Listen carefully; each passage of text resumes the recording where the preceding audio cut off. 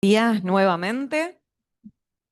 Vamos a dar comienzo a esta segunda parte de las jornadas con este segundo panel que tendrá como eje procedimiento administrativo.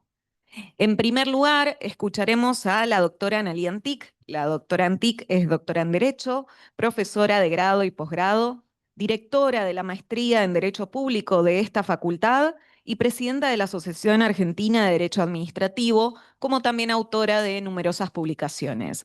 Su exposición se titula El debido procedimiento administrativo en la era de la innovación tecnológica. Buen día, ¿cómo están? ¿Cómo les va? Otro año más de las jornadas rosarinas de Derecho Administrativo en esta Facultad de Derecho que ha cobijado a tantas personas y a tantas reflexiones a lo largo de estos años. Quiero felicitar fundamentalmente a Raquel y Adriana, que son, yo lo digo evidentemente, me comprenden las generales de la ley porque son mis amigas, pero son dos personas que se han tomado este tema y a la carrera como algo que significa una bandera en Rosario y son parte de la gestación de esta escuela rosarina de Derecho Administrativo de la que habló el decano en su discurso. Al querido Ismael, que es un placer tenerlo siempre en Rosario, porque es un maestro al que queremos mucho y siempre es un placer tenerlo acá, y a todo el equipo de la especialización, realmente felicitaciones porque salimos, viajamos y Rosario es un faro y bueno, esto tiene mucho que ver con eso. El tema del procedimiento administrativo ya no se puede pensar fuera del entorno digital. Es decir, tengo que empezar con esto porque si no, no va a tener sentido todo lo que diga después. Sé que va a tener resistencia a muchas de las cosas que diga, va a ofrecer alguna resistencia cultural, pero estamos en una provincia que está viviendo uno de los procesos que yo recuerde al menos en mi vida profesional y académica, uno de los procesos más profundos de transformación en este aspecto que vamos a tomar ahora. Entonces acá es importante que podamos poner en valor, yo hago siempre esto, pongo mi reloj 5 minutos después.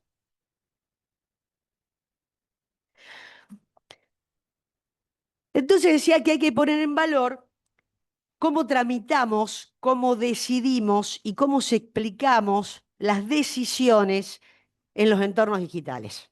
O sea, nos tenemos que poner a trabajar, generar marcos teóricos, pensar cómo vamos a resolver esto, pensar regulaciones, pero ya en los entornos digitales. No podemos seguir en el mundo analógico porque la sociedad está pasando por otros lugares. Santa Fe, decía, está en un momento muy particular.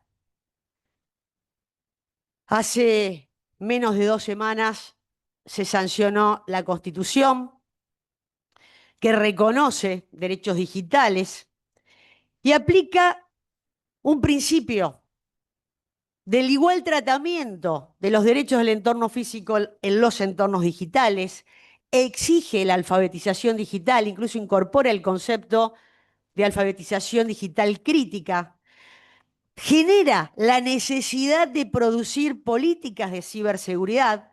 Yo creo que esto toma una dimensión fundamental con la incorporación de los derechos digitales en la Constitución y obviamente trata la tutela frente a decisiones automatizadas porque establece el derecho a conocer criterios y lógicas algorítmicas y evidentemente la necesidad de la intervención humana cuando se afecten derechos, es decir, un fuerte, no lo dice, pero un fuerte reconocimiento al principio de reserva de humanidad.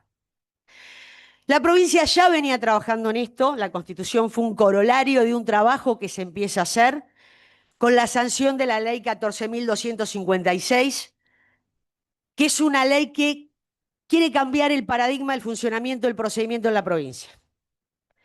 Es una ley de gobernanza de datos y de acceso a la información pública, así se llama, pero que empieza a definir qué se entiende por innovación pública y qué se entiende también por Estado inteligente. ¿Sí? nos está poniendo en otro lugar. No podemos seguir entonces bajo el paradigma de estas definiciones con expedientes, esos mamotretos que vemos los que ejercemos la profesión, en donde ni siquiera se respeta el principio de unicidad de las actuaciones administrativas, seguimos con diferentes números de acá para allá, si bien, obviamente, a partir de la ley y un decreto anterior del gobernador, se empieza con un fuerte proceso de digitalización. Y por otro lado, otra norma que no debemos olvidar, porque ha sido muy importante, que ya cumple 10 años, el decreto de trámite de la provincia, el 4174, que es un decreto que fue ambicioso, quiso cambiar las cosas, pero que materialmente se quedó en un montón de concreciones que no se hicieron, a la vez que traía, y lo decíamos, eh, eh, con una crítica totalmente hacia producir soluciones, no quedarnos en la crítica por la crítica misma, decíamos que traía contradicciones porque el principio de oficialidad no estaba acompañado con la eliminación, por ejemplo, del Instituto de la Aprehensión, porque se mantenía como principio en el decreto la autotutela o la autoanulación de los actos administrativos, es decir, institutos que son contrarios a un Estado social y democrático de derecho y son contrarios a la centralidad de la dignidad de la persona que debe regir en el marco del principio de buena administración. Es decir, que Santa Fe está hoy en un momento muy particular. No debemos perder la oportunidad de crear marcos teóricos a partir de este procedimiento ya en entornos digitales. ¿Cuáles son los ejes o algunos ejes que podemos plantear para ir concretizando estas regulaciones que acabamos de referir? Por un lado, cuando trabajamos con expedientes y firmas digitales y todos los problemas que acarrea darle seguridad a todo esto, recién hablaba de la ciberseguridad, voy a referirme un poquito a las políticas públicas basadas en evidencias en el marco de lo que pretendemos para el debido procedimiento administrativo, pero necesariamente este es un punto en donde el presupuesto público tiene que ser utilizado sin miedo, porque si vamos a trabajar en esos entornos, es muy importante que trabajemos en entornos seguros. Es decir, que si trabajamos con expediente y firma digital, tener en cuenta el punto crítico para asegurar la integridad, la trazabilidad y la preservación de los datos allí. Obviamente que en un procedimiento administrativo constituimos, en entorno digital, constituimos también domicilio digital. Y acá hay que tener cuidado y siempre, como digo, la centralidad de la dignidad de la persona. Estaba haciendo un trámite en un organismo de la provincia en donde escuchaba un empleado que le decía a una persona que él había recibido por correo electrónico la notificación y como el plazo se le había vencido, le había caducado su derecho. Esta persona le decía, mire, yo la verdad que no tengo acceso a la conectividad, con lo cual no puedo acceder a mi correo y nunca me enteré la notificación. Por favor, notifíqueme. No, no, no, ya su derecho. Y yo ahí pensaba, bueno, qué importante de asegurar justamente que esa información llegue. ¿Cómo hacemos para que, o sea, trabajemos en entorno digital evidentemente, pero tenemos que trabajar cuestiones de brecha, cuestiones de acceso a la conectividad, es decir, asegurar la accesibilidad de las personas y evidentemente habilitar una revisión sustantiva humana en el procedimiento para resolver estas cuestiones. Cualquiera en su sano juicio le hubiera dicho, no, señor, espere, le anulo esa notificación, le vuelvo a notificar y le vuelvo a generar el derecho a que pueda impugnar o que pueda decir lo que tenga que decir respecto de esto. El segundo eje tiene que ver con que en estos entornos virtuales tienen que ser entornos explicables. Cada vez es más difícil, Juan. Acá tenemos un experto, así que vamos a escuchar algo muy interesante que tiene para decirnos. Y el experto nos va a decir quizás esto, ¿no? Que cada vez se viene más complicado este tema de cómo trabajamos la trazabilidad y la explicabilidad, pero en el Estado tenemos que ver cómo generamos esta cuestión de la explicabilidad y evidentemente el control humano, porque la Constitución, nuestra Constitución de Santa Fe, garantiza el conocimiento de los criterios y las lógicas de los sistemas automatizados que se utilicen en los procedimientos y las evaluaciones de impacto para, evidentemente, evitar sesgos y exige la intervención humana. Es decir, esto es un limitante constitucional que, al contrario, lo tenemos que utilizar para potenciar de la mejor manera posible el procedimiento en el entorno virtual. También la ley 14256 contiene una cláusula muy importante, una cláusula de oro, que toda automatización tiene que estar asistida y quien decide debe poder explicar y debe poder corregir. Esto que pasó en este organismo del Estado se pudo haber corregido con esa intervención humana, lógica, razonable. El tercer eje, la participación, los datos abiertos. De gobierno abierto no vamos a hablar porque ya es un tema viejo. Ya sabemos que gobierno abierto no es colgar la información en la web, sino que gobierno abierto es que esa información además sea asequible, sea entendible por cualquier persona, independientemente del grado de instrucción que tenga, y que además de esto eh, se empiece a trabajar en una idea de interoperabilidad y de rendición de cuentas. Utilizando este concepto que a mí me parece fantástico de Oslac, que habla de respondibilidad, es decir, una propensión natural a rendir las cuentas. No hay que pedir un acceso a la información, no, esto es permanente, es en tiempo real. Estoy permanentemente con esa actitud, es un cambio cultural, porque la respondibilidad es íncito, a cualquier esfera de la función pública, en cualquiera de los poderes del Estado. Vamos a algunas cuestiones para reflexionar, porque un poco estos ámbitos son para pensar, no son bajadas de línea ni nada que uno puede decir con una seguridad, esto es así o va por acá, porque el mundo está muy cambiante.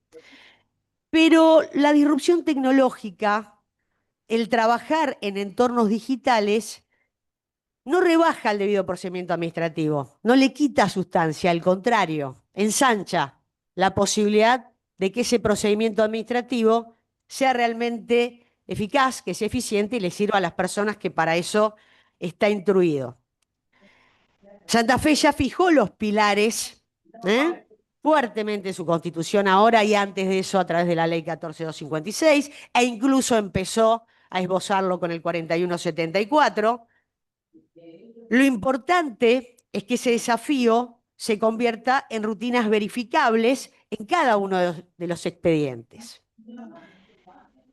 La reforma constitucional entonces se presenta como una instancia decisiva para actualizar el marco normativo provincial. Ahora viene el gran desafío, cómo bajamos con diferentes normas todas estas posibilidades que la Constitución nos ha abierto.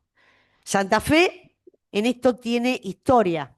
Fue muy buena la Constitución del 62, que integró el amparo para una época que no era tan normal, que integró el uso social o la propiedad en función social, cuando no era un tema normal. Y ahora viene con un catálogo de cuestiones que tienen que ver con la integración de los derechos y deberes digitales y las políticas públicas basadas en evidencia. La digitalización en este marco no es un fenómeno accesorio, sino un proceso estructural que redefine la forma en que las personas ejercen sus derechos, cumplen con sus deberes y se relacionan con el Estado.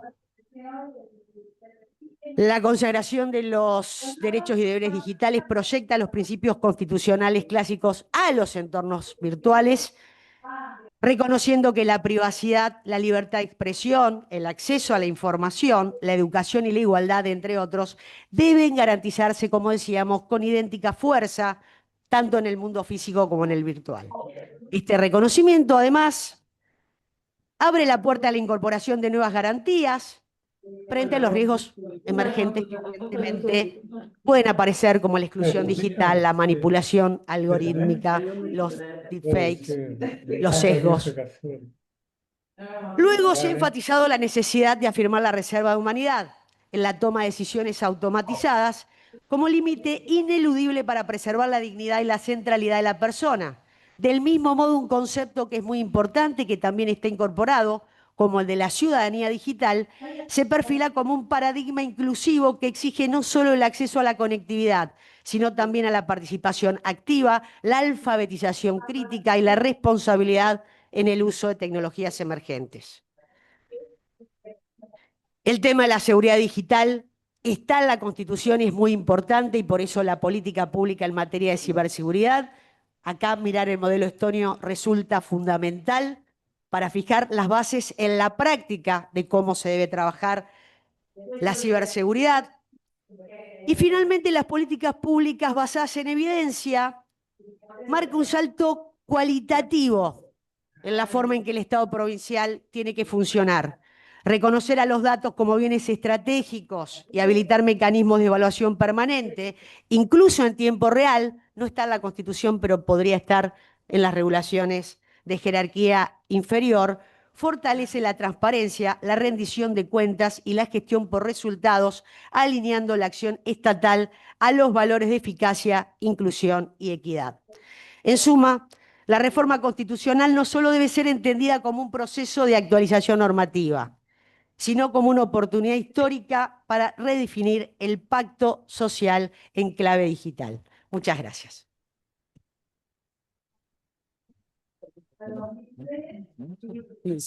Muchísimas gracias, Analía. A continuación vamos a oír al doctor Justo Reina. El doctor Reina es doctor en Derecho por la Universidad Nacional del Litoral, profesor titular de la Cátedra A de Derecho Administrativo de la Facultad de Ciencias Jurídicas y Sociales de la UNL, director de maestrías y carreras de especialización en Derecho Administrativo de esa misma casa de estudios, integrante del comité académico doctorados de la Facultad de Ciencias Económicas de la UNL y autor de diversos artículos.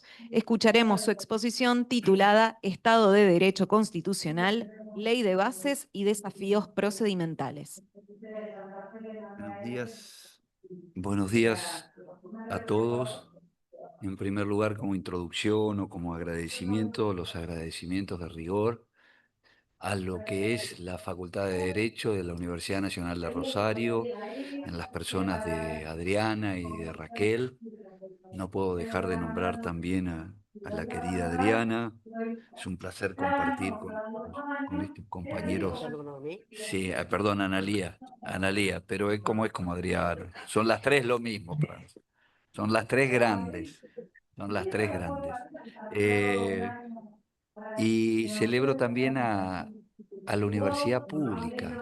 Y también quiero decir, como docente de la Universidad Nacional del Litoral, que estoy muy satisfecho, muy contento, muy orgulloso, porque es verdad de todo el trabajo que hacen y de una construcción también desde las universidades públicas, y no lo digo desde un punto de vista dicotómico como las públicas y la privada, sino la pública como un componente más de un sistema educativo. Todo esto es una introducción, es un agradecimiento, pero también se vincula al tenor de la exposición, no es casual.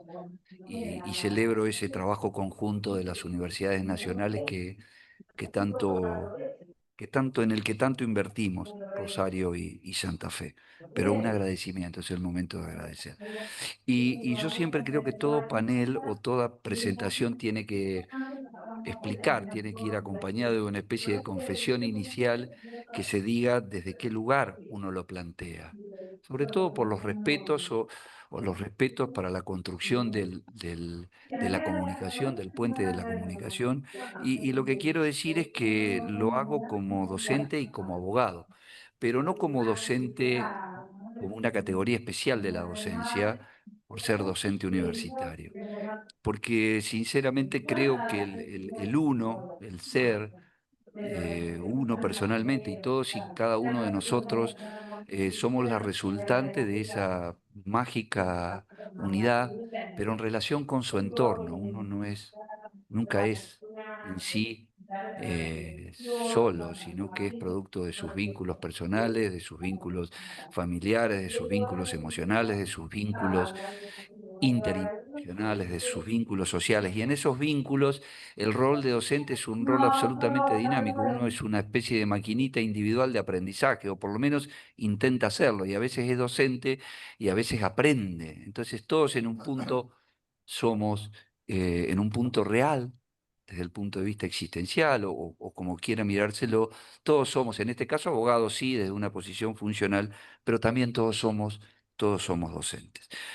Desde este punto de vista, de esta que es una especie de posición contemporánea, y me parece que apunta a que sea individual y colectiva, yo elegí Estado Constitucional de Derecho, la Ley de Bases y Desafíos Procedimentales. Quiero aclarar que apunto a desafíos procedimentales en una etapa anterior a lo que seguramente van a plantear mis colegas. Analía ya lo planteó, Juan seguramente lo va a plantear, mis queridos colegas también lo van a plantear, sino que es una especie también de procedimientos entendidos en forma también personal, de procesos personales o de responsabilidades personales, y responsabilidades docentes, responsabilidades como abogado.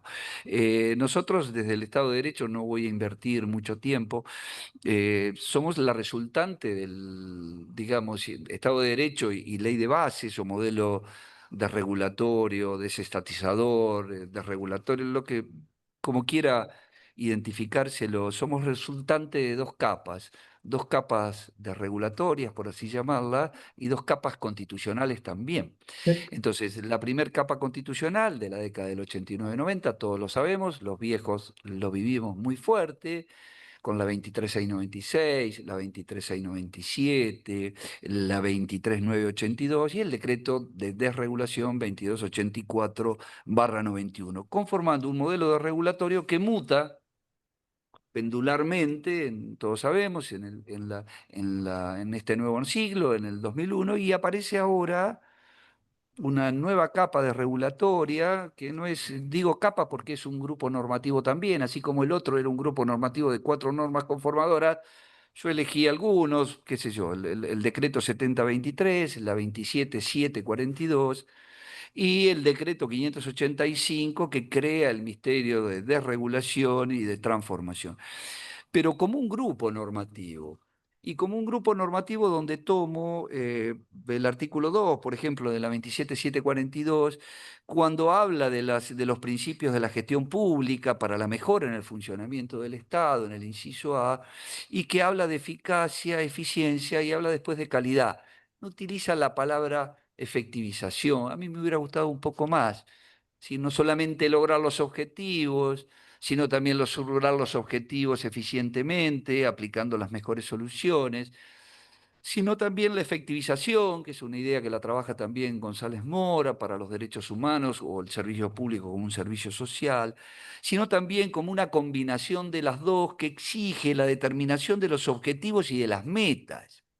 Entonces, si hablamos de objetivos y de metas, hay objetivos y metas o plan constitucional en una capa constitucional que es la de Alberdi con la reforma del 14 bis, pero está la capa constitucional de 1994 que cambia absolutamente el paradigma, sobre todo con los nuevos derechos y garantías, el artículo 41, 42 y 43, al reconocimiento y conferirle legitimación, sin instrumento formal a los derechos de incidencia colectiva y todo lo que ya todos sabemos, el concepto de desarrollo humano del 75, inciso 19, o la dignidad de la persona humana que se deriva del 75, inciso 22. Entonces, lo primero que tenemos que hacer como abogados, como docentes en las interrelaciones personales, saber que existen como hombres de derecho metas y objetivos que son metas y objetivos constitucionales, que el principio del equilibrio presupuestario es un principio imprescindible,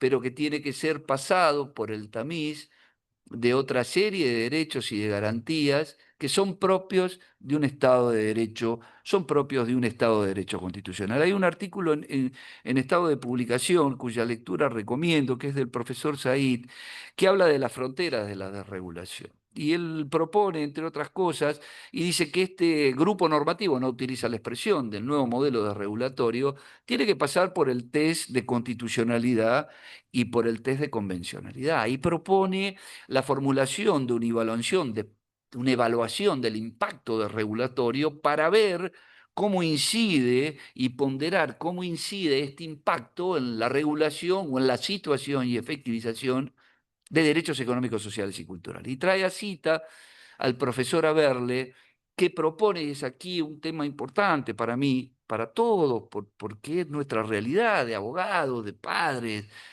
de hijos, de generaciones nuevas, que propone la formulación de una teoría constitucional del mercado. Una teoría constitucional del mercado que primero define el mercado, pero como parte de una sociedad pluralista, o también que determine los valores fundamentales del Estado y la democracia constitucional y establezca la vinculación, por ejemplo, entre la ecología y la economía, pero todo en apuntar a una armonización de derechos y de garantías constitucionales que no es solamente la libertad económica, sino el desarrollo de los servicios públicos y los derechos humanos. Una armonización imprescindible o necesaria que la tenemos que tener presente para nuestra función docente, para mí, como se pueda en las interrelaciones personales. Miren, siempre digo que para esto hay que tener perspectiva, y hay un artículo del 2017 del efecto Trump, eh, en el mundo global, es del año 2017, y alerta sobre el nacimiento o la aparición en aquel momento ya de posiciones extremas vinculadas a los nacionalismos, a la xenofobia, digo yo, al ataque al ataque al pluralismo. Y es un discurso en función del cual se dirige. Pensémoslo en perspectiva, no es una perspectiva argentina, es una perspectiva global. Entonces, ese discurso se dirige a los perdedores, a los sufrientes, que se desarrolla como una estrategia de un nuevo escenario global que presenta en Italia crecimiento de la derecha, en Alemania. Vuelvo a decir esto, cuando hablo el de la derecha en Alemania, en aquel momento ya planteaba las apetencias de reconquistas territoriales de Rusia, es decir, un fenómeno que no es solamente lo que no es solamente lo que estamos viendo. Y el profesor Rivero Ortega, por ejemplo, que fue rector de Salamanca, en un artículo no tan viejo, él habla digamos, del Estado de Derecho y la democracia como principios complementarios, pero sobre todo habla de los efectos negativos y autoritarios de las polarizaciones. Es decir, tanto en el escenario global como en el escenario continental europeo, lo dice una persona que fue rector hasta este año, es integrante de nuestra red. Entonces, habla de que de estos efectos llevan a las derechas radicales o a las izquierdas radicales. Entonces, esto, y aquí va aquella introducción, nos desafía a los juristas. Eh, Él creo que utiliza él pide que son tiempos de coraje y de audacia. Son tiempos donde yo digo yo esto, ¿no? En el ejercicio de la actividad docente, como, como alumno, como empleado de las relaciones interpersonales, nunca perder de vista que todos estos, los efectos autoritarios de la polarización, sea de izquierda o sea de derecha, porque si está a la derecha en el gobierno, se maneja con autoritarismo. Si está el progresismo del otro lado, estoy hablando no específicamente de la provincia, que utilizo el progresismo, hablo más del modelo de regulatorio nacional, también hay autoritarismo y hay una búsqueda de la generación de las brechas, y plantea que las brechas atacan directamente el pluralismo como esencia de una sociedad o de un Estado constitucional democrático. Y entonces, si tiene una base de respeto a la individualidad, y tiene una base de respeto que se proyecta sobre todas las interrelaciones personales y toda la construcción de una vida común, de una sociedad donde los abogados o donde los docentes de las relaciones personales no debemos dejar de pensar que estamos desafiados a manejarnos con coraje y con audacia. Dicen, los profesores universitarios deben decirlo, deben escribirlo, y esto no es porque estoy haciendo una defensa de la universidad pública, porque simplemente la universidad pública, como le dije, es un componente de otras universidades como las públicas y las privadas, sino como un ser individual que quiere que se respeten visiones o posiciones diferentes, porque el principio del Estado de Derecho y el principio democrático son principios complementarios, esto lo plantea Ricardo, y no como principios opositivos donde las mayorías y las supuestas verdades autoriza a plantear cuestiones externas. Yo creo que esto no es una cuestión que deba manejarse exclusivamente desde el derecho, eh, sino que también hay otras disciplinas. Usted sabe que, bueno, hay sociología, la neuropsicología, y, y la neuropsicología es el manejo de las emociones. Si uno ve los canales de televisión y ve un canal, es como que quieren polarizar para un lado, o el otro quieren polarizar para el otro. Entonces, desde la educación se plantea recurrir a la neuropsicología y la identificación de las emociones morales. Entonces, una de las emociones morales más fuertes es la emoción de condena, es la ira, el desprecio, es estoy de un lado o estoy del otro, lo importante es que se tomen posiciones. Por eso creo, bueno, también hay otras, desde la sociología, la época de pasiones tristes, es decir, la sociología, la neuropsicología, la educación universitaria plantea por el respeto del pluralismo y lo que yo digo, la responsabilidad, hablo sí ya de docentes, de convertir las aulas como un verdadero espacio, como un verdadero espacio constitucional de discusión y de debate sobre la base irrenunciable o irreductible del respeto de la persona humana y de las posiciones para poder construir una sociedad democrática. Y cuando digo estos desafíos, son desafíos personales. Cuando dije procedimentales, son procedimentales de la provincia de Santa Fe. Celebro la reforma de la Constitución, celebro el artículo 13 y el artículo 24, el reconocimiento del estado de cosas inconstitucional y la incorporación de las obligaciones positivas de las provincias para atender las situaciones de la exclusión, de la pobreza, de también como se plantea el nivel de vida adecuado como una garantía constitucional con especial referencia a personas o situaciones, en especiales situaciones de vulnerabilidad. Hablaba con unas colegas de Venado Tuerto que habían creado el instituto, y la verdad que las felicité y me da mucha alegría, y les dije para trabajar conjuntamente. La Constitución tiene artículos que son verdaderamente buenos, eh, por lo menos en los primeros derechos, pero creo que también es un puntapié inicial que nos desafía a esos colegios, a las universidades, a empezar a través del cambio de procedimientos personales, democráticos, ciudadanos, de abogado, de docente en el sentido amplio del concepto, de trabajar como una pequeña totalidad. Seguro la cuestión de los sistemas, Juan lo va a ver. No es un momento menor. No es un momento menor, es un momento donde las coyunturas, el estado global y los extremismos de derecho o de izquierda, porque no hay diferencias, si me permiten, no quiero tomar posición, solamente que me respeten y que podamos trabajar conjuntamente para el diseño de procedimientos administrativos definidos normativamente, para el trabajo conjunto con institutos, con facultades.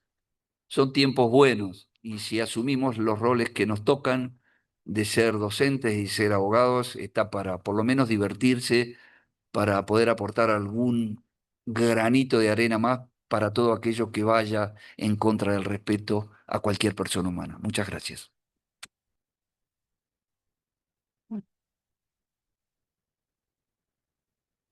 Muchísimas gracias, doctor Reina. A continuación, escucharemos al doctor Juan Carlos Cardona. El doctor es especialista en Derecho Administrativo y Municipal, profesor de grado y posgrado. Ha sido profesor titular de la Cátedra de Derecho Administrativo de esta facultad y autor de numerosas publicaciones de su especialidad. A continuación, escucharemos su exposición titulada El procedimiento administrativo y medios alternativos de solución de conflictos.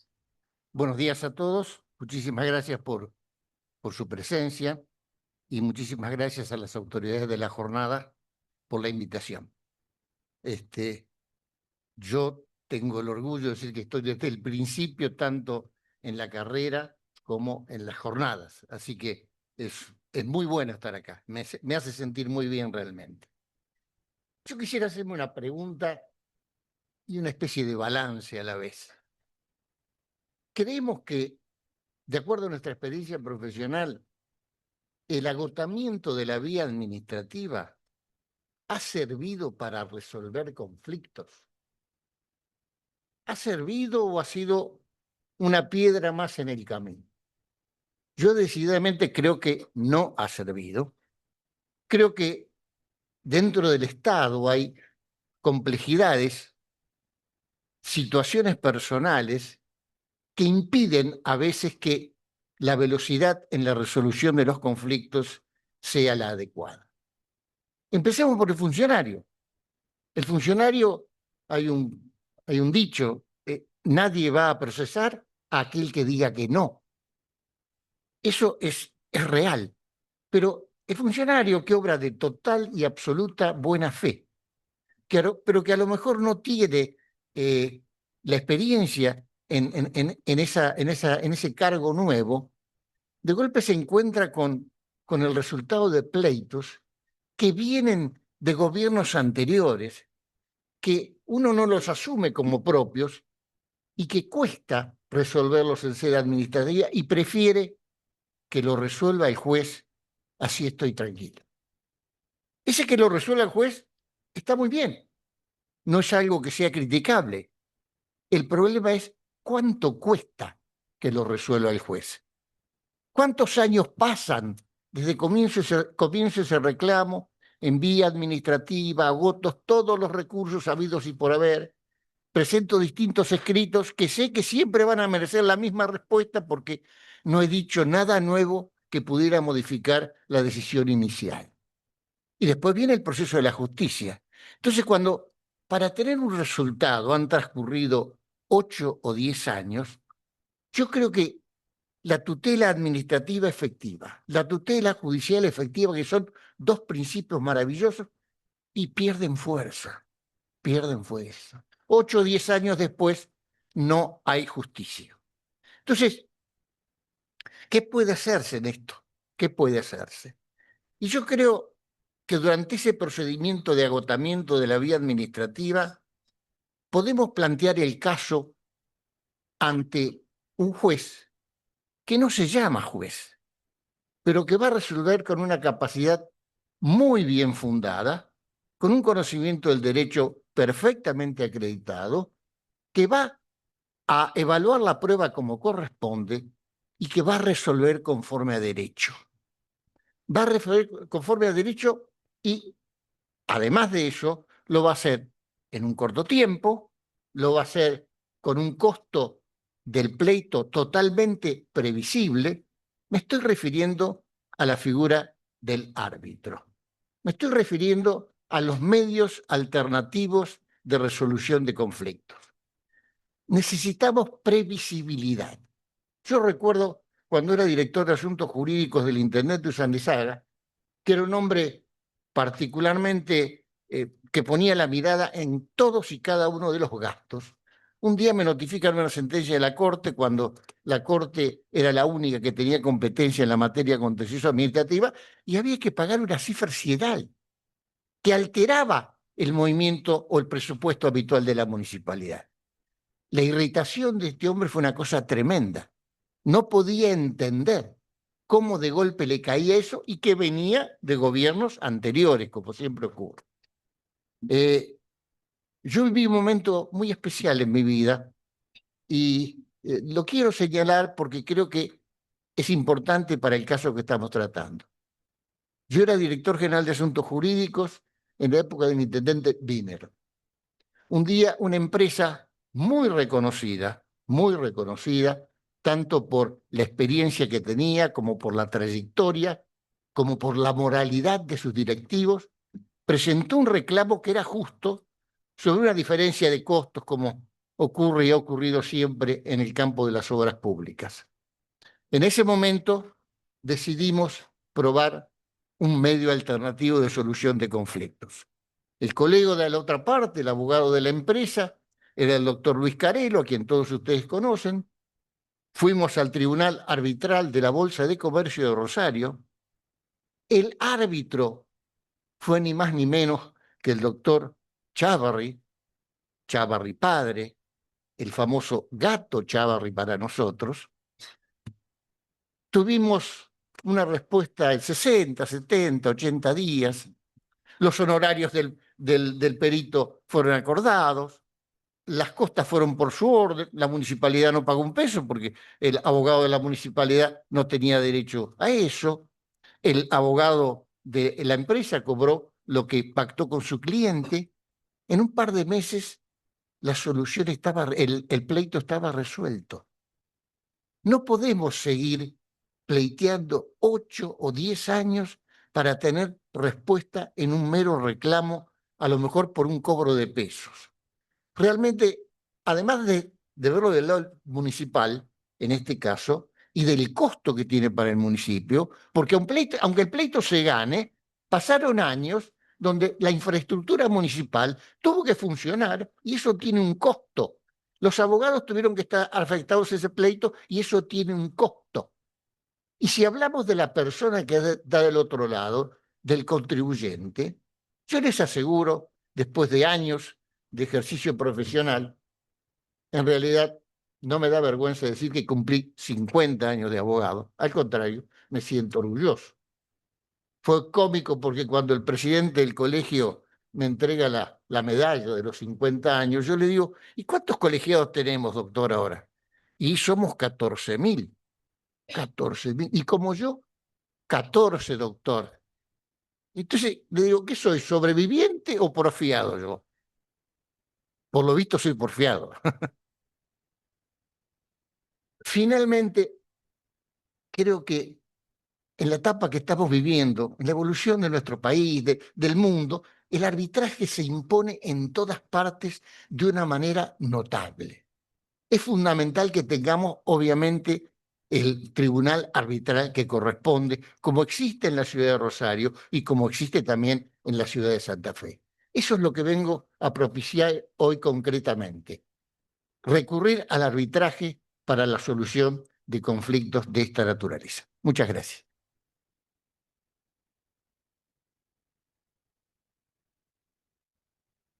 Muchísimas gracias, doctor Cardona.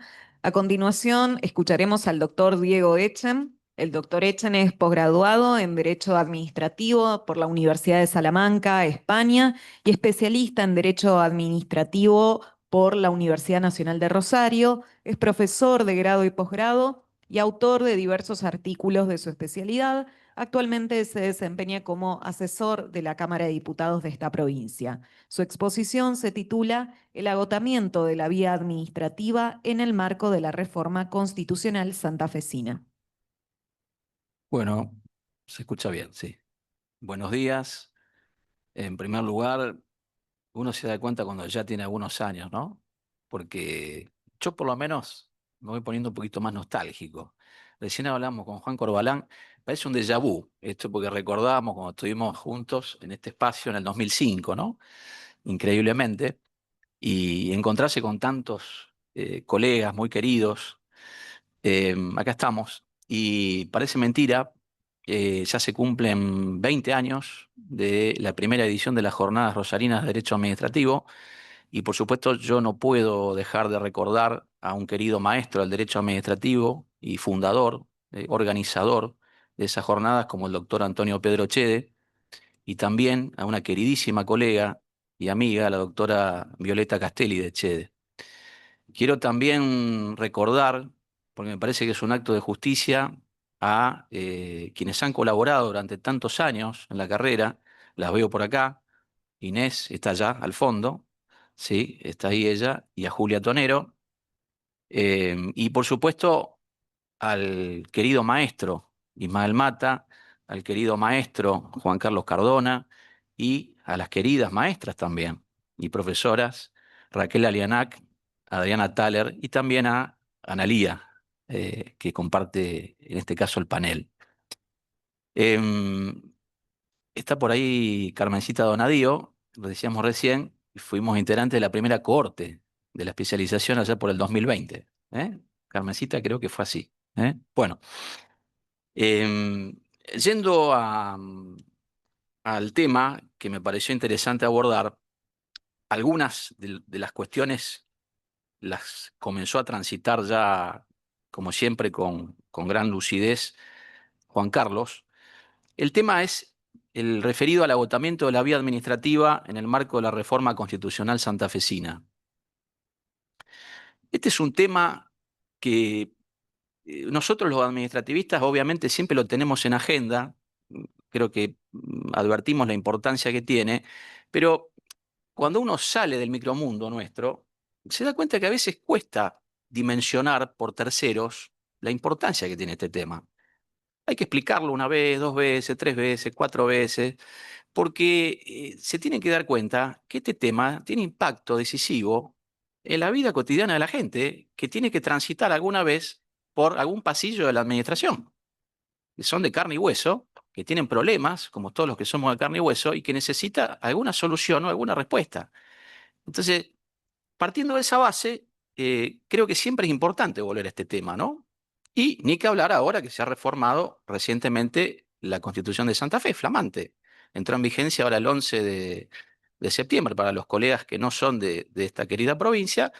Recién le pasaba a Juan el boletín oficial. El 11 de septiembre, es bien fresquita, estamos a 19. Eh, yo no voy a aburrir con respecto a mayores consideraciones generales en torno a el agotamiento de la vía administrativa, ya lo dijo Juan Carlos, lo que ha significado tradicionalmente en cuanto a ese tránsito engorroso, una suerte de carrera de obstáculos. No sé si hablaría de trampas, me parece un término tal vez fuerte, pero sí una carrera de obstáculos que tradicionalmente demora y generalmente en forma injustificada el acceso a la justicia por parte del particular. El particular que se agota transitando por los pasillos de la administración, que tiene que estar años, lo decía Juan Carlos, nos ha tocado vivirlo muy de cerca, cuando hemos estado en algún cargo en la provincia de Santa Fe. Nadie nos lo ha contado, además de que conocemos esto porque somos administrativistas, lo que significa para la gente y sobre todo para las personas en situación de vulnerabilidad. Entonces, los que tratamos de hacer un aporte pequeñito, humilde, un granito de arena a la construcción del derecho administrativo, tenemos que pensar. Me parece que lo de Juan Carlos es muy interesante. Me parece que es una opción. Son aportes disruptivos. Bueno, él ya lo aplicó en su momento, hace unos cuantos años, y creo que fue interesante. Bueno, puede ser una alternativa. Em, en cuanto a el abordaje del instituto en el plano supranacional, sabemos que la Convención Americana de Derechos Humanos, en sus artículos 8.1 y 25, el Pacto Internacional de Derechos Civiles y Políticos, artículo 12.3, entre otros, reconocen, no sé si expresamente, pero eh, en su texto, de su texto se desprende que se consagra la tutela administrativa efectiva y la tutela judicial efectiva, y en nuestro país también sabemos que tiene rango constitucional, tienen rango constitucional esas normas a partir del 94 por imperio del 75, inciso 22. Esto no es menor, parece algo ya por todos conocido, pero nunca está de más refrescarlo, sobre todo en el ámbito de la administración. Creo que nunca está de más. ¿Qué dijo la Corte con respecto a la obligatoriedad de la articulación de recursos administrativos y particularmente se refirió al recurso de revocatoria en sede administrativa. Bueno, dijo en varios fallos que constituía un ritualismo inútil, lesivo del principio de tutela efectiva.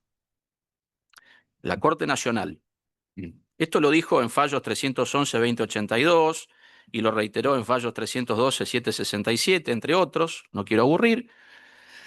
Entonces, ya la Corte en su momento hizo un llamado de atención a los operadores del derecho en general y dijo, ojo, porque esto viola el principio de tutela efectiva, tanto administrativa como judicial.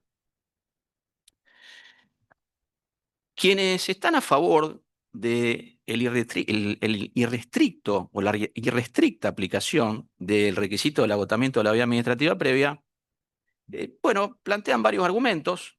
Algunos los dio a entender Juan Carlos. Dicen, bueno, es importante que la administración tenga la posibilidad de rever sus errores. Estoy de acuerdo. Sí, lo ideal sería que trate de evitar llegar a esos errores con procedimientos apropiados y controles apropiados. Y algo que decía Miriam, que me parece muy importante, que es la profesionalización del servidor público. Hablo de servidor público, ¿no? Son servidores públicos, sirven a la comunidad.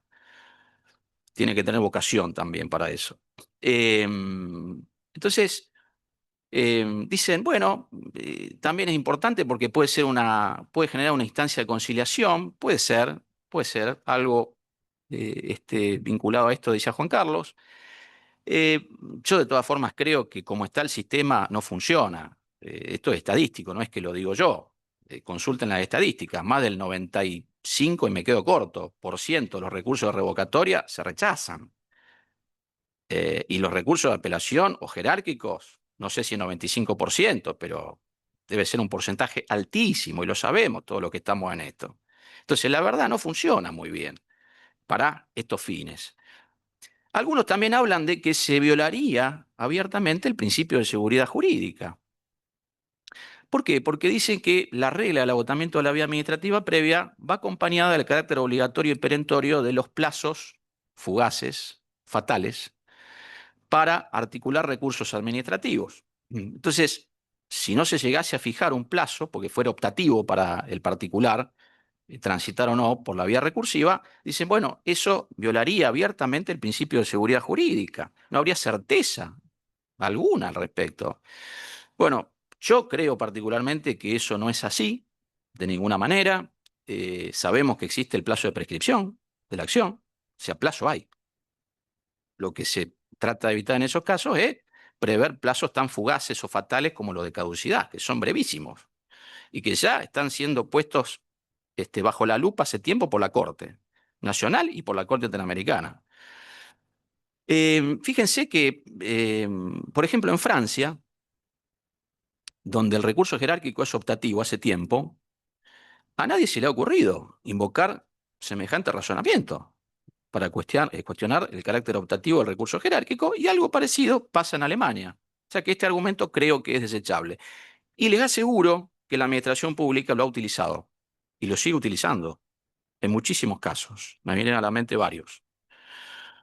Entonces, esto por un lado. Con respecto al tratamiento del tema del agotamiento de la vía administrativa en el derecho comparado, bueno, algo decíamos sobre Francia. Francia contempla el carácter optativo del recurso jerárquico para el agotamiento de la vía. Sí, obviamente Francia hace especial hincapié, esto lo ha desarrollado muy bien la profesora Jacqueline Morand de Villiers, ex decana de la Facultad de Derecho de la Universidad de París I, Panteón-Sorbonne, en sus obras. Sí, obviamente los franceses se apoyan en la regla de la decisión previa, ¿no? Pero es distinto hablar del agotamiento de la vía. Son cosas diferentes. Los italianos van en similar sentido, no desde ahora, hace poquito, desde el año 1971, a partir de la sanción de la ley 1034, el 6 de diciembre de ese año. Han contemplado el carácter optativo del recurso jerárquico. Voy a tratar de ser breve en esto para seguir avanzando. En México pasa algo parecido. Distintas leyes así lo contemplan, el carácter potestativo de los recursos administrativos.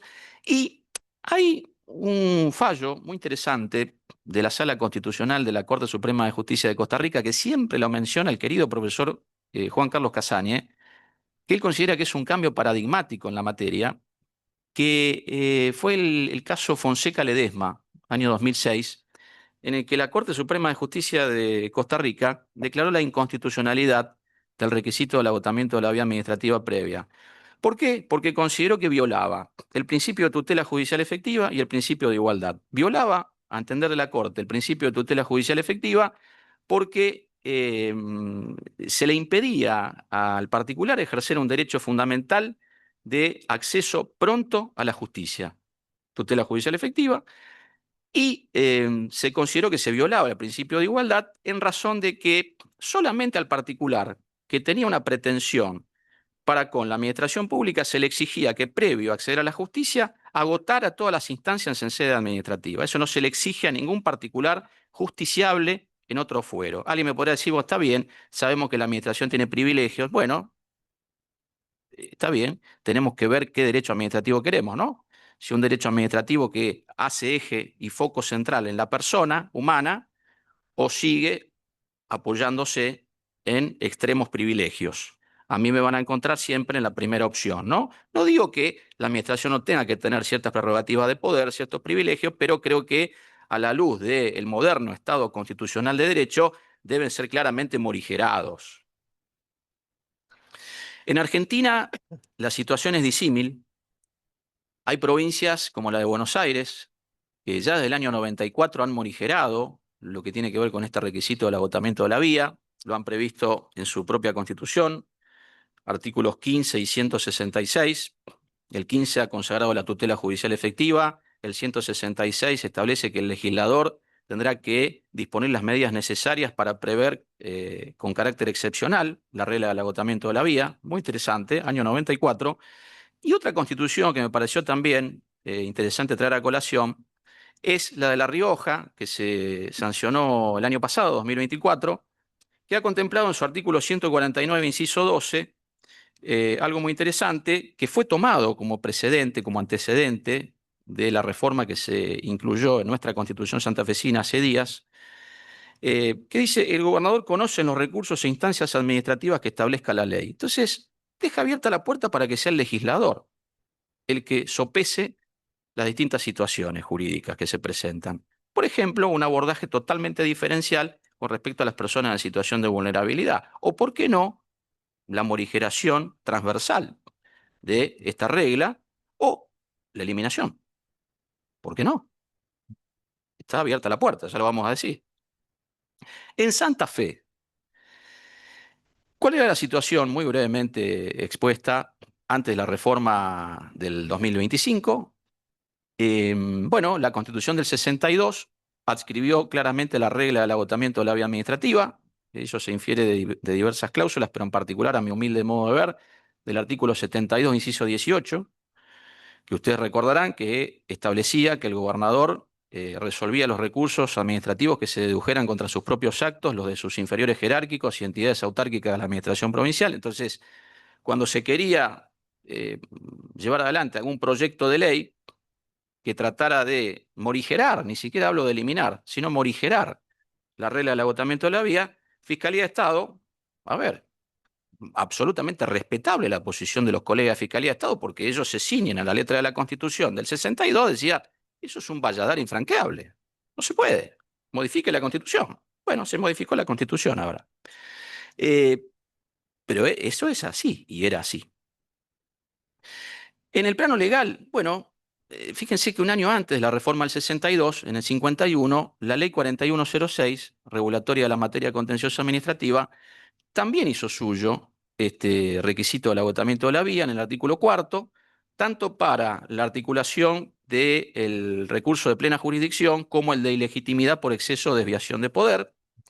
Y luego, la 11330, mucho más reciente, publicada en el Boletín Oficial en enero del 96, mantuvo la regla del agotamiento en el artículo 7º. Antes de pasar al impacto de la reforma del 2025, quiero hacer referencia a una ley que yo particularmente la destaqué en su momento, que es reciente, fue promulgada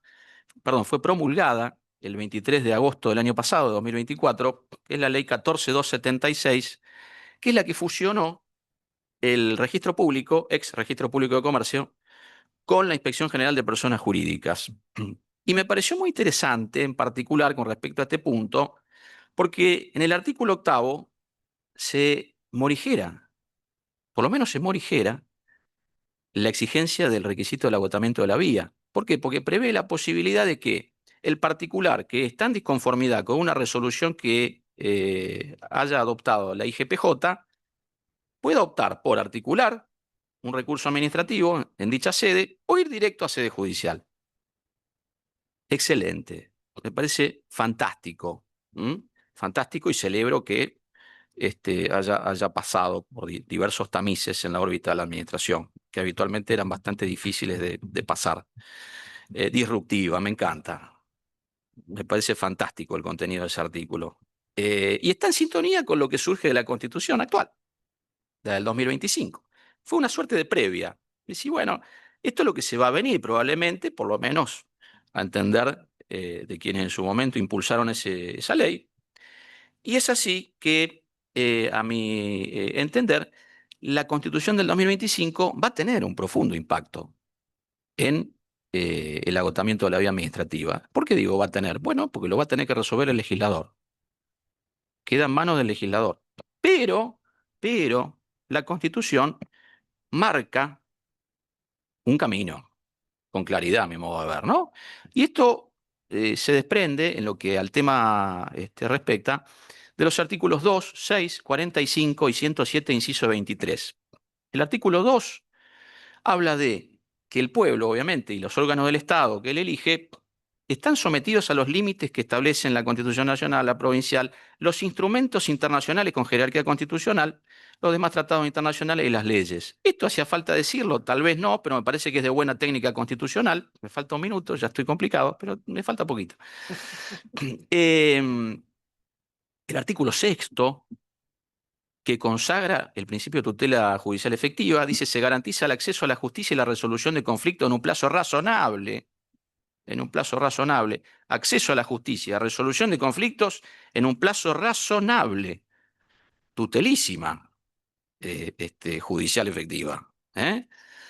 Bueno, y el artículo 45, que a mi modo de ver no lo voy a leer, no lo voy a mencionar porque no tengo tiempo, consagra el derecho fundamental a la buena administración, al buen gobierno, parafraseando a el maestro Rodríguez Grana Muñoz, que en Argentina y América Latina habitualmente lo conocemos como tutela administrativa efectiva.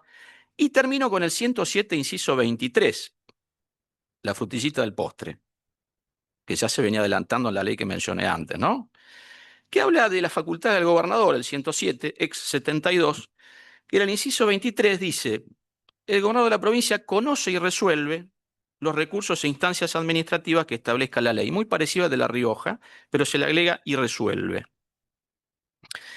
Y deja en cabeza del legislador las medidas que se vayan a adoptar para morigerar o eliminar, en su caso, el agotamiento de la vía. A modo de conclusión, sin perjuicio de que, a nuestro entender, a partir de la Reforma Constitucional Nacional de 1994, el requisito del agotamiento de la instancia administrativa carece de sustento constitucional, la reciente modificación de la Carta Magna de la provincia de Santa Fe no deja margen a los órganos del Estado santafesino para continuar aplicando, al menos como regla general y en forma rigurosa, el requisito del agotamiento de la vía administrativa previa. El legislador santafesino deberá tomar debida nota de ello, contemplando un sistema legal en materia contencioso-administrativa que respete los principios constitucionales y convencionales de tutela administrativa efectiva y tutela judicial efectiva, facilitando el tránsito de los particulares por sede administrativa y el acceso a la justicia por parte de estos en un plazo razonable, en especial por parte de las personas en situación de vulnerabilidad, todo lo cual permitirá hacer efectivo el valor justicia, pieza angular en un verdadero Estado constitucional de derecho. Muchas gracias.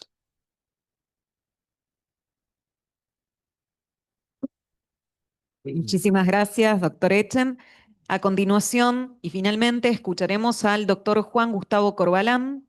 El doctor Corbalán es doctor en Derecho y magíster en Inteligencia Artificial, docente de grado y posgrado en la Universidad de Buenos Aires, director del Laboratorio de Inteligencia Artificial de la UBA, co-creador de Prometea, autor de numerosos artículos de su especialidad, y su exposición se titula IA Agéntica, el nuevo paradigma centauro del procedimiento administrativo. ¿Cómo les va? Muy buenos días, espero que estén muy bien. Bueno, en primer lugar, como decíamos recién con Leo Massimino, venir a Rosario, que siempre estuvo cerca, no es un buen chiste, pero es muy clásico. Es genial porque es familia, entonces es como que uno viene acá y dice, me siento como que estoy viniendo a mi casa. Y la verdad que eso no lo siento en casi ningún lugar. Miren que yo soy un neuquino y me suelo sentir bien en los lugares donde no sean la capital federal, como Cutralcó, entre otras. Y eso creo que se debe a personas que, desde las que tengo acá en el panel, Juan Carlos, Ana, Justo, que es vecino, pero todos somos family, Diego y por supuesto Antonio y Violeta. Me acuerdo cuando vine y Diego era alumno y yo vine ayudando a Gallego Fedriani, que venía a dar una clase y yo lo ayudaba. Y después obviamente Raquel, Adriana, Analía, obviamente terribles genias, Juli, Ine Miñón, que hay que hacerle un monumento a Ine. Yo creo que incluso le podríamos dar un aplauso a Ine Miñón, ¿o no? Porque Dios mío, cómo nos llama, hace, viene, sale, pone. Bueno, Ismael y todas las personas que han pasado tanto por la especialización que fundaron y de la que me siento orgulloso de ser parte desde sus orígenes y desde las jornadas, ¿sí? Y Fede, perdóname que no te miré, pero te vi ahí otro amigo. Eso es lo bueno de venir a estos lugares que pasan los años, pero bueno, las personas quedan.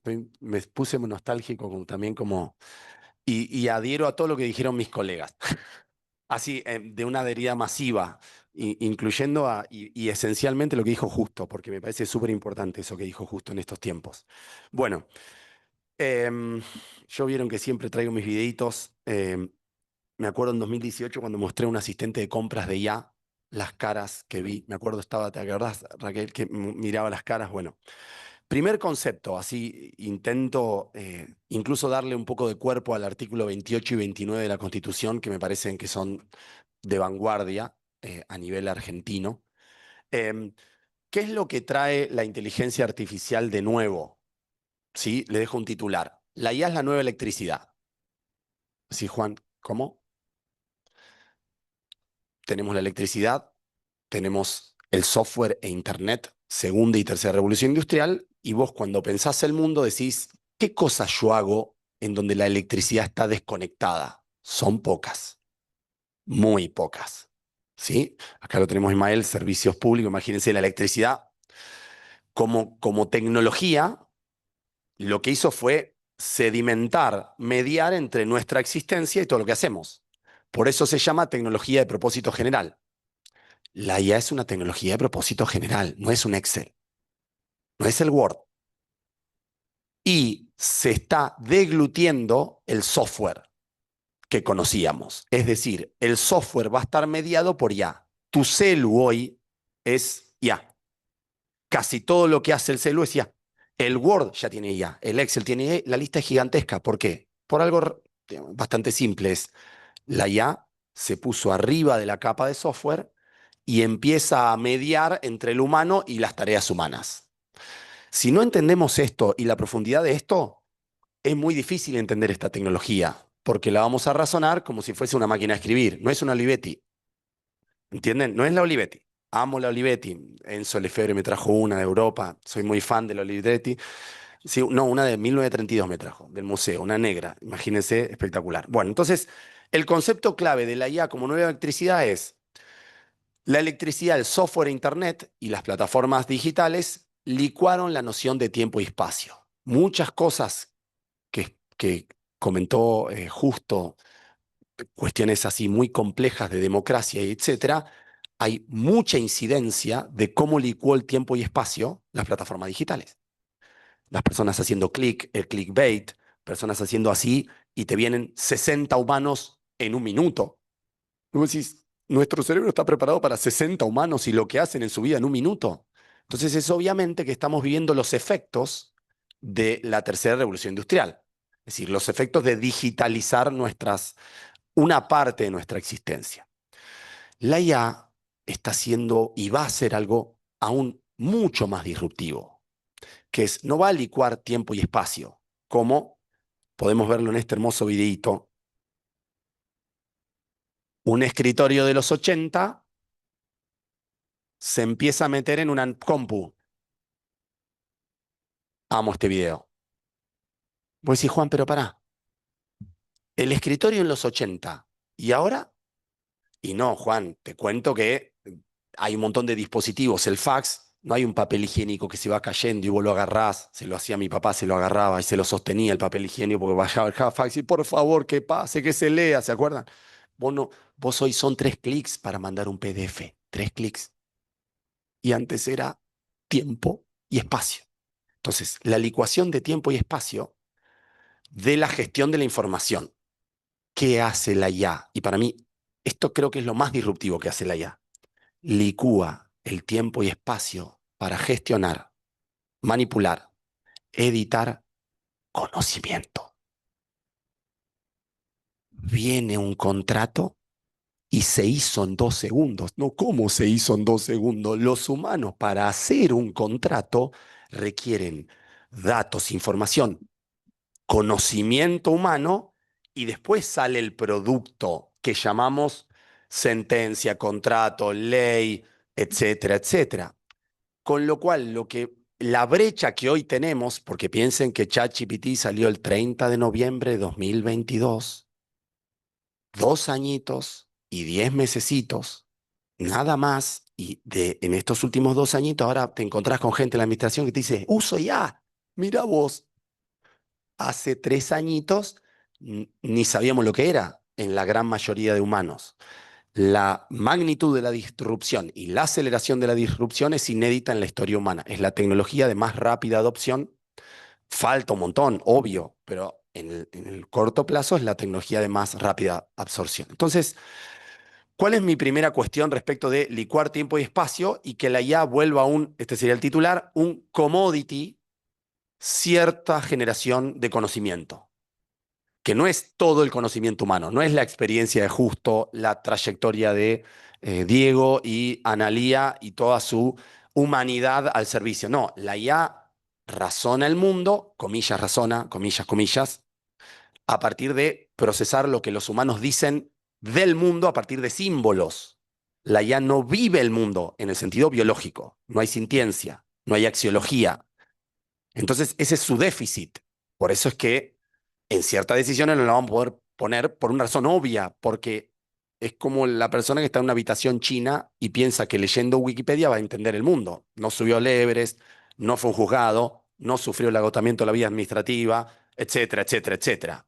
Entonces es obvio que ahí el artículo 29, ¿sí? Acá se empieza a cobrar valor. Yo voy a exigir una intervención humana porque el conocimiento de la IA, que puede ser increíble y que incluso nos puede ayudar y que incluso en muchos casos al que no podríamos llegar, le falta una parte que tiene toda que ver con la experiencia y la sintiencia, porque los humanos vivimos y conocemos el mundo no solo por lo que leemos del mundo, sino por nuestra experimentación del mundo, ¿sí? Me parece que ese es el mejor argumento para lo que se conoce en el mundo, digamos, la comunidad internacional, Human in the Loop, Human in Command, y lo que podríamos decir, lo que podríamos llamar intervención humana y sus matices de intervención humana.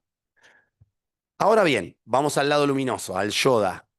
Yo voy a poner acá descubrir fuentes y voy a poner Constitución de Santa Fe, comentarios. En 6 segundos van a aparecer acá 10 cosas vinculadas a la Constitución de Santa Fe, que probablemente yo ni siquiera se lo aclare. No puedo dar una serie de precisiones sobre la nueva tendencia del prompting, pero hoy en día ya no hay que escribirle tanto a la IA. Vos hay cosas que vas a hacer y como ya te entiende porque la IA está yendo a Netflix, obviamente va a decir, ya estás en Argentina, ya sos de Santa Fe, yo te voy a traer esto. Es como que antes había que promptearlo. Cuando digo antes es hace 2 años. ¿Sí? Bueno. Acá puse importar. En 6 segundos ya voy a tener 10 archivos.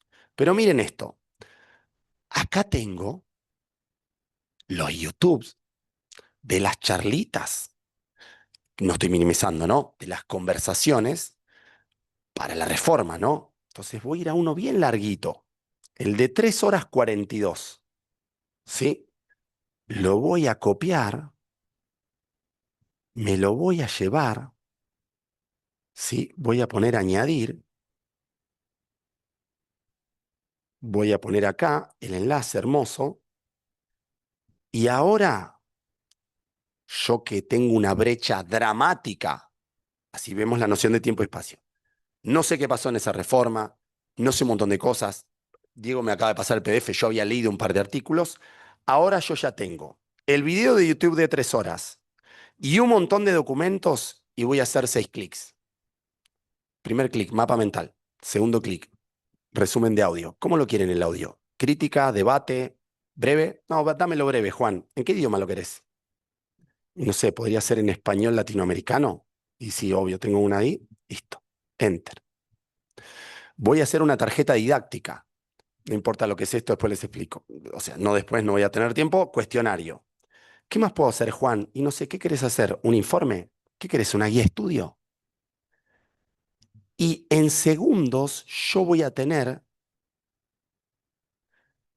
un mapa mental de la Constitución con el video de YouTube. Ni al guionista de Black Mirror se le ocurría esto. Vos al guionista de Black Mirror le decís, todos conocen Black Mirror, ¿no? Serie futurista. Vos le decías, mirá, Juan, va a existir esto en el 2025. Vos decís, estás mintiendo. Esto, suponete que viajamos en el tiempo, venimos acá a una jornada y en el 2018 yo muestro esto. Vos decís, esto es todo mentira, esto es falso, esto es falso. Esto es gratuito. Esto que estoy mostrando. Pasa un link y vos tenés esta plataforma para gestionar, barra manipular, barra entender fragmentos de conocimiento. No hay que confundir esto con la verdad en términos de Marge Simpson. ¿Se acuerdan? Hay la verdad y la verdad. Para los fans de los Simpson, creo que ahí les hice un buen. Era un capítulo en donde le decían, Marge, hay la verdad y la verdad. Bueno, acá sería lo que dice la IA, no está lejos de lo objetivo, está lejos de lo imparcial, está lejos de lo que podríamos llamar la verdad. ¿Sí? Son recombinaciones probabilísticas que se van a acercar mucho a cosas que te van a ser muy útiles, cosas que probablemente te sirvan un montón, pero hay que chequearlas, auditarlas, porque recuerden, no solo porque la IA no experimenta el mundo, sino porque tiene algo que se llama, en sentido burdo, efecto Pinocho o efecto mentime que me gusta. Las dos cosas hace. Te adula y a su vez manda fruta, en bien argento, ¿sí?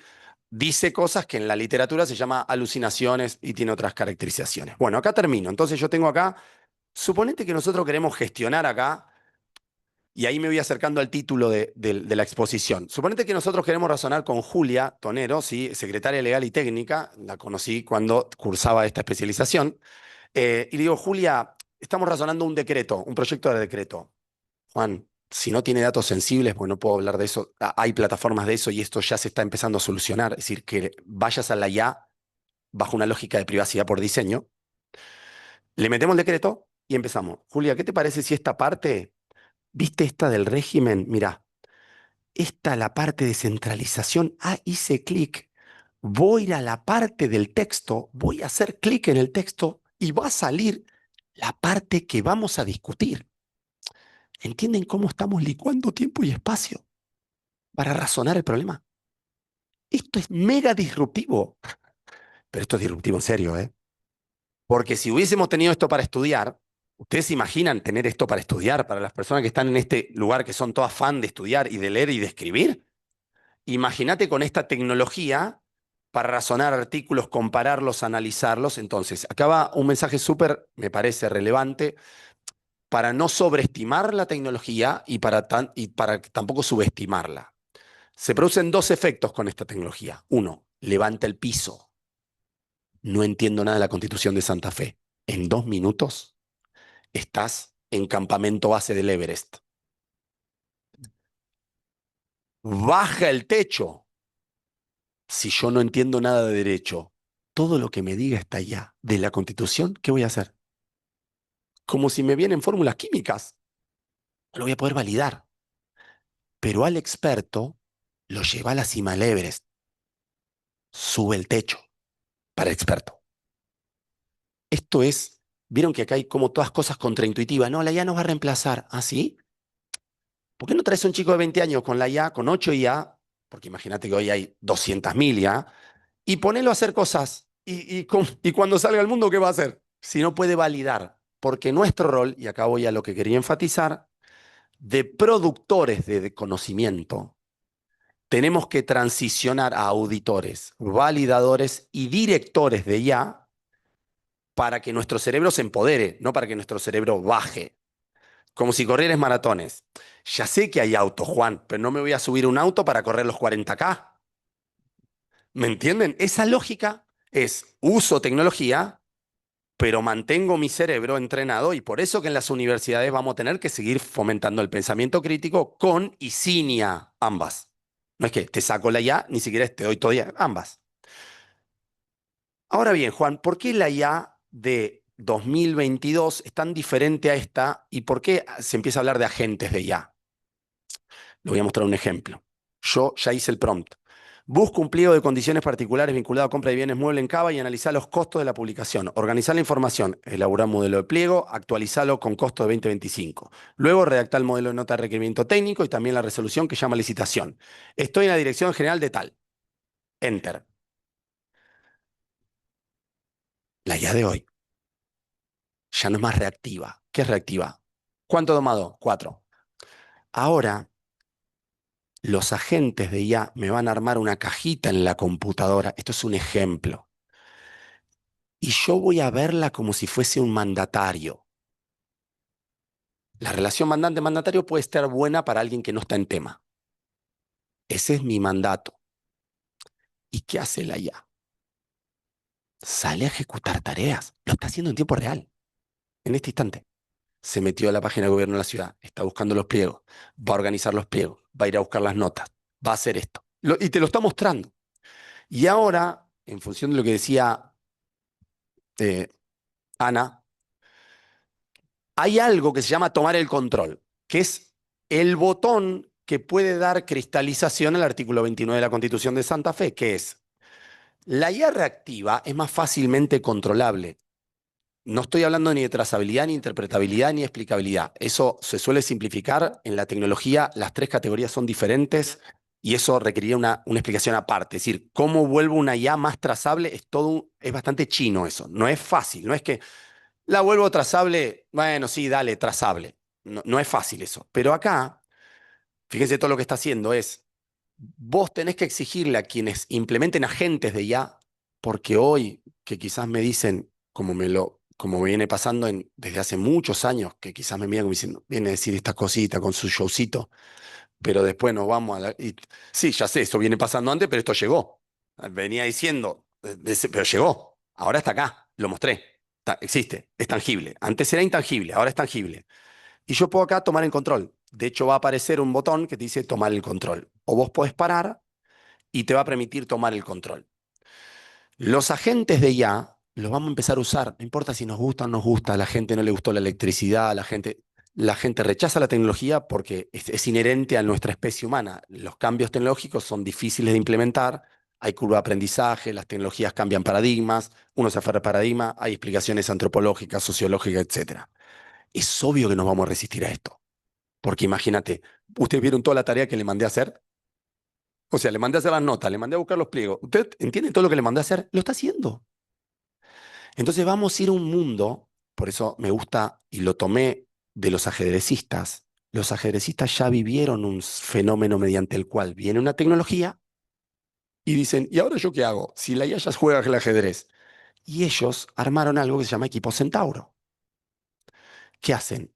En vez de pelearse con la tecnología, arman equipo con la tecnología bajo la figura mítica del centauro. Simbiosis, funcionamos. Y cada uno a lo mejor de sí. Yo no voy a poder meterme en todas las páginas web de gobierno de la ciudad para buscar pliegos. Ningún humano va a hacer eso porque ¿cuántos clics me van a tener que arreglar el dedo y voy a tener que ir a una guardia porque voy a tener, vieron que existe ese problema de cuando haces muchos clics o cuando firmas mucho, es parecido. Entonces, los equipos Centauri, con esto cierro, acá les doy un ejemplo bien concreto. Nosotros estamos con el laboratorio de IA de la UBA, que hace muchos años creamos, estamos ayudando a muchos organismos públicos a tener una agenda que se divide en dos. IA del usuario. Che, Juan, ¿qué tareas yo podría usar de IA que me quedan cerca, que ni siquiera requieren inversión? ¿Usas Notebook para razonar un decreto? ¿O usás Gemini? Ya le puse la constitución de Diego y le puse que me transcriba el artículo 27 y 28 y voy a hacer una infografía del artículo 27, 28 y 29 de la constitución de Santa Fe. Juan, ¿cómo vas a hacer una infografía? La palabra hacer es incorrecta. Yo voy a apretar un clic y la IA va a hacer una infografía del artículo 28 y 29. ¿Ven que acá está el artículo 28? Bueno, yo voy a poner infografía. En aproximadamente 15 segundos va a venir una infografía del artículo 28 y 29.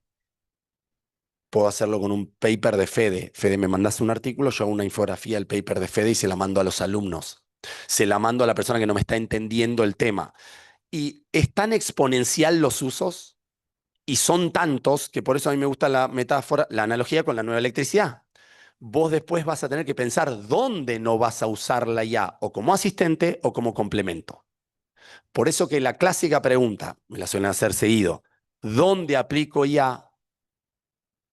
¿Dónde aplicas la electricidad? Ni te lo preguntás. Lo más probable es que en los próximos años tengamos que entender cómo gestionar nuestras tareas, reformular dramáticamente el procedimiento que está concebido bajo otra lógica para este tipo de tecnología. Miren la hermosa infografía de los de nuevos derechos, artículo 28. ¿La ven? Esta es la infografía. Componentes, artículo 29, unas matrices, y yo puedo empezar a dialogar con la infografía y me la va cambiando en tiempo real.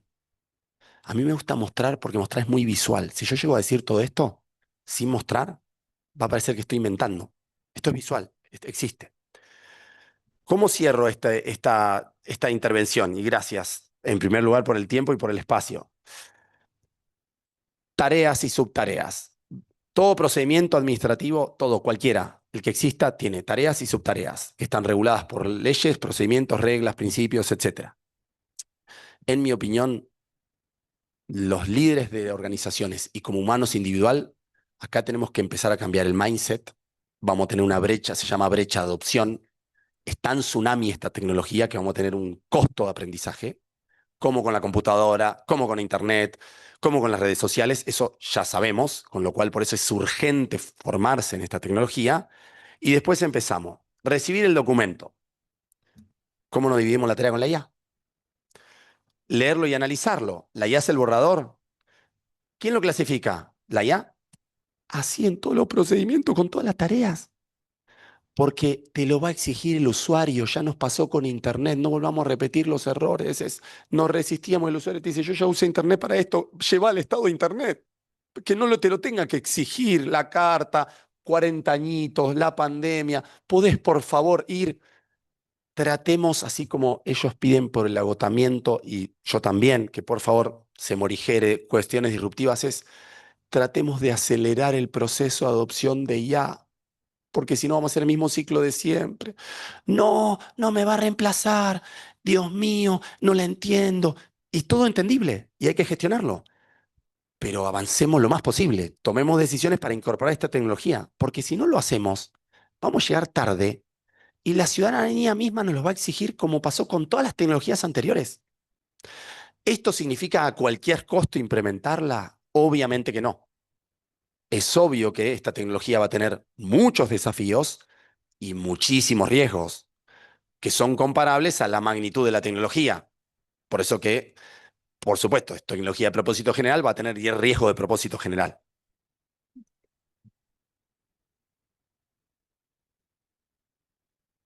Tomo el control. Gracias por escucharme.